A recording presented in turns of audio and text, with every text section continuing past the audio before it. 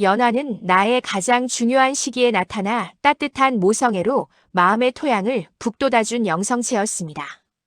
그녀가 아니었다면 부모를 잃은 나의 어린 시절은 얼마나 가련했을까요?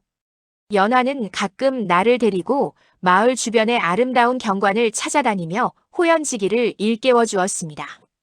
대자연 속에서 우주의 생명 기운을 느끼고 몸속에 축적하며 우주적 삶을 살아가는 훈련이었습니다. 연화가 떠난 후에도 나는 그녀가 생각날 때면 어김없이 산을 찾았습니다. 숲속에서 연화의 웃는 모습이 나타날 것만 같았기 때문입니다. 연화와 자주 방문하던 산소의 무덤은 세상이 힘들 때 찾아와 위안을 얻는 나만의 장소였습니다. 조용한 계곡, 무덤에 등을 기대고 누워있으면 맑은 하늘과 구름, 새소리와 물소리가 흐트러진 마음을 차분히 가라앉혀 주었습니다.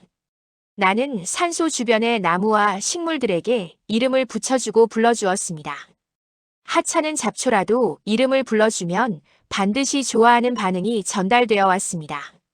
자연과 친해지면 저절로 우주와도 친해지고 우주의 메시지를 받을 수 있습니다. 이것은 연화가 고독한 나에게 전수해준 우주와 소통하는 비결이었습니다. 고독은 자연과 우주에 가까워지는 지름길입니다. 실록이 시작되는 6월 초의 어느 날 무덤에 기대어 무언의 대화를 나누던 중 이상한 현상을 체험했습니다. 요란하던 매미와 산새 소리가 뚝 그치더니 귀가 멍해졌습니다. 마치 비행기가 고공으로 올라갈 때처럼 주변 소음이 차단되고 어디선가 바람결에 실려온 목소리가 내 가슴을 울리기 시작했습니다. 라디오 소리 같기도 하고 묘한 공명 장치를 통한 울림 같기도 한 그 목소리는 우주 공간에서 발언한 것이 분명했습니다.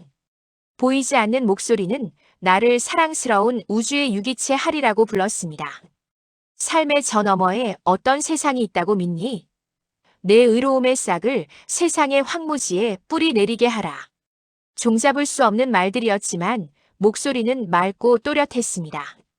나는 단순히 귀병이 생긴 줄 알고 할머니에게 털어놓았습니다. 할머니는 내가 양심의 가책을 느껴 스스로 질책하는 소리를 듣는 것이거나 몸이 허약해져 환청이 들리는 것이라며 걱정하셨습니다. 할머니는 나를 위해 문어와 찹쌀로 죽을 쑤어주시고 당귀 식혜를 다려주셨습니다. 심지어 지렁이 죽까지 먹여보았지만 목소리는 사라지지 않았습니다. 교회에 가서 기도도 해보았지만 목소리는 더욱 또렷해졌습니다.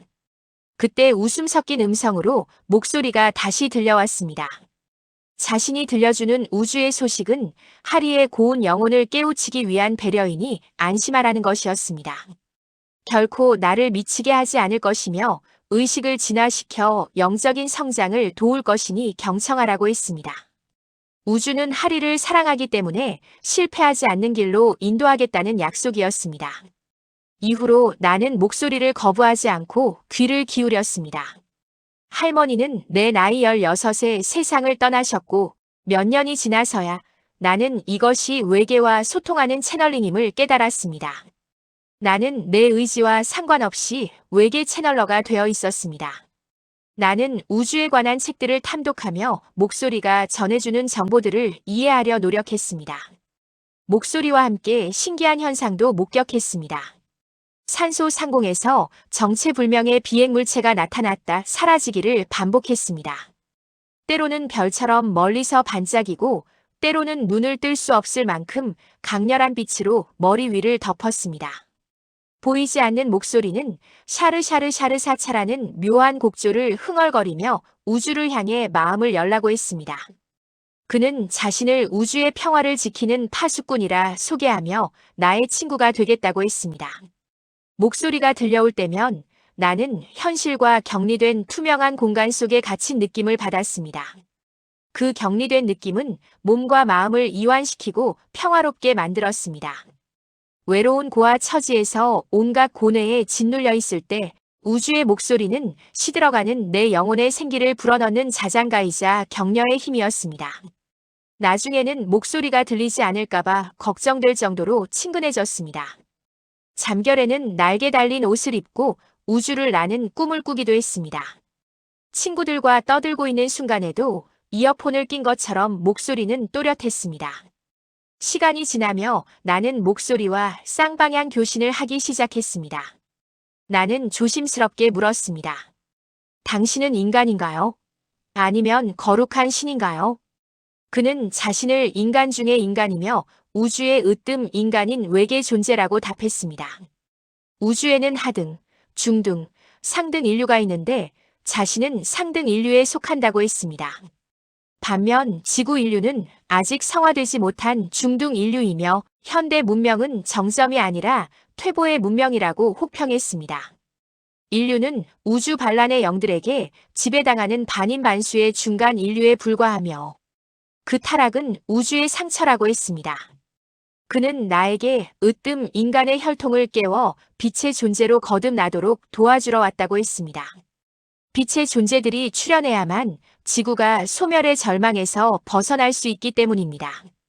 빛의 옷을 입으려면 무아의 배려 의식으로 성화되어야 합니다.